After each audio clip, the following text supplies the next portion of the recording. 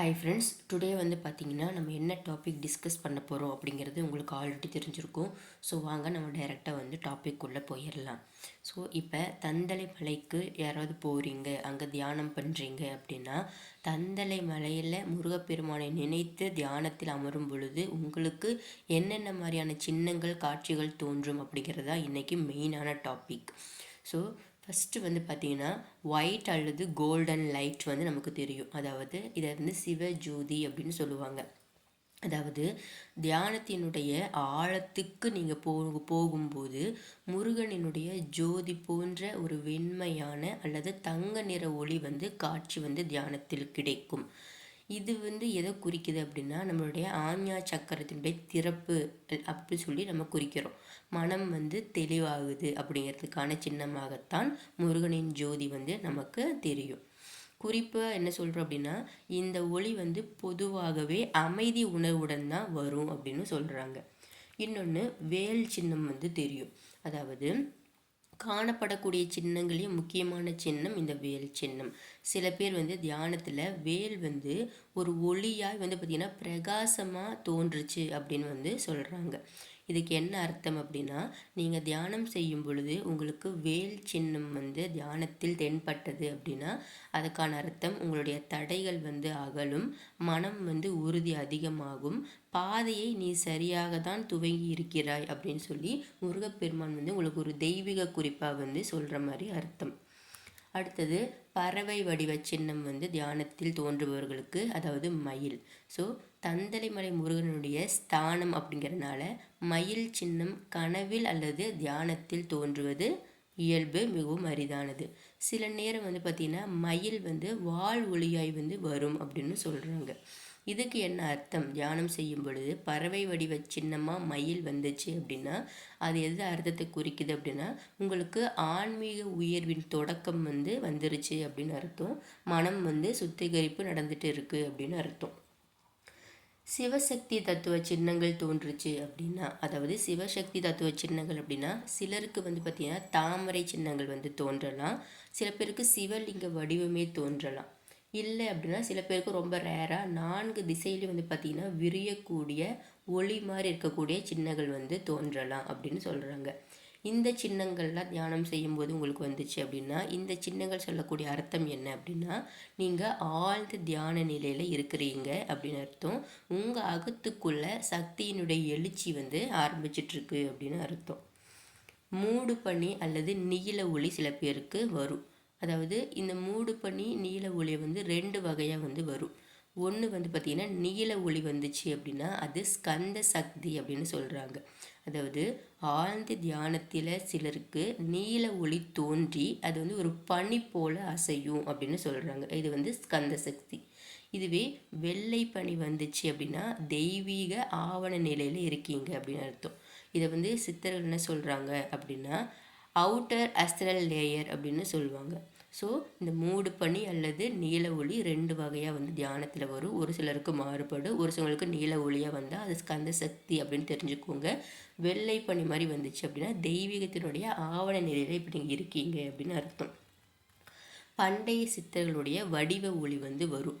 அதாவது சில நேரங்களில் மட்டும் தியானம் பண்ணும்போது வெண்ணிற உடையை அணிந்த மாதிரி ஒரு சில சித்தர்கள் வர மாதிரியும், ஒளி உருவத்தில் வர மாதிரியும், நிழல் மாதிரி ஒரு அமைதியான தெய்வீக உருவம் நீங்கள் தியானத்தில் பார்க்கலாம். அந்த என்ன சொல்லுது அப்படின்னா, அந்த மாதிரி ஒரு சில அர்த்தங்கள் பார்த்தீங்க அப்படின்னா பயணத்தில் நீ தனியாக இல்லை, உன் கூட எப்போவுமே நான் துணையாக இருக்கேன் அப்படின்னு சொல்கிற மாதிரி அர்த்தம்.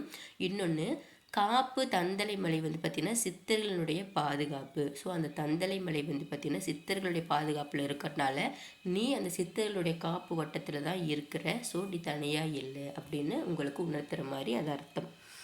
ஒளி அனுபவங்கள், இந்த இடத்துல ஒளி அப்படின்னா அந்த சவுண்டை சொல்கிறது. முருகனுடைய தியானத்தில் சில நேரம் பார்த்திங்கன்னா ஓம் ஹீம் அந்த மாதிரி மந்திரம், அந்த மாதிரி மெதுவான ஒளி கேட்கும் அப்படின்னு சொல்கிறாங்க.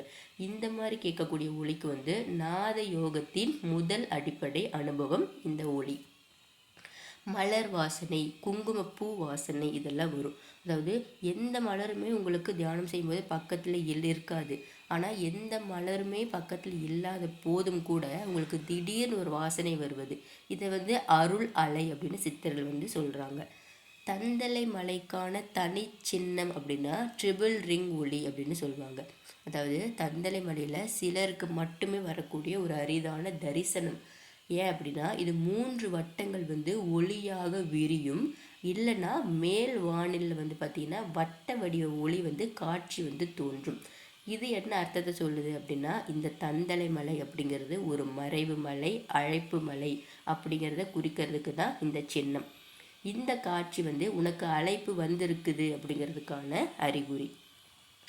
பெண் சாதகர்கள் இருப்பாங்க. ஸோ அந்த மாதிரி பெண் சாதகர்கள் வந்து தியானம் செய்யும்போது அவங்களுக்கு மட்டுமே வரக்கூடிய சின்னங்கள், இது பொதுவான சின்னங்கள் இல்லை, பெண் சாதகர்களுக்கு மட்டும் வரக்கூடிய சின்னங்கள் என்ன அப்படின்னா 3. தாமரையும் வேல் ஒளியும் வரலாம், மயில் இறகினுடைய ஒளி வரலாம், அம்மனுடைய 3ஆம் கண் வந்து ஒளிரக்கூடிய சின்னம் வரலாம். இது வந்து பெண்களுக்கு மட்டும். ஏன்னா இது அவர்கள் ஆன்மீக சக்தி வந்து பார்த்திங்கன்னா பிறப்பிலிருந்தே அவங்களுக்கு இருக்கிற மாதிரி உணர்த்துறதுக்காக தான் இந்த சின்னங்கள்லாம் பெண்களுக்கு மட்டும் வரும்.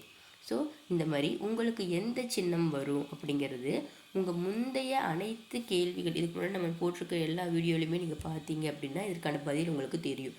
அதாவது நீங்கள் அதிகமாக வந்து முருகப்பெருமானுடைய மனப்பிணைப்பு கொண்டவராக இருக்கலாம், மலை பற்றி உங்களுக்கு அழைப்பு வந்து ஏற்கனவே உங்ககிட்ட வந்திருக்கலாம். அந்த மாதிரி பொதுவாக வரக்கூடிய சின்னங்கள் வந்து பார்த்திங்கன்னா வேல் ஒளி, வெண்ஜோதி, தாமரை, மயில் இறகினுடைய ஒளி, சில நேரங்களில் பெண் சித்தர்களின் ஒளி உருவம் வந்து வரலாம். இது வந்து பொதுவாக சில பேருக்கு வந்து வரும்.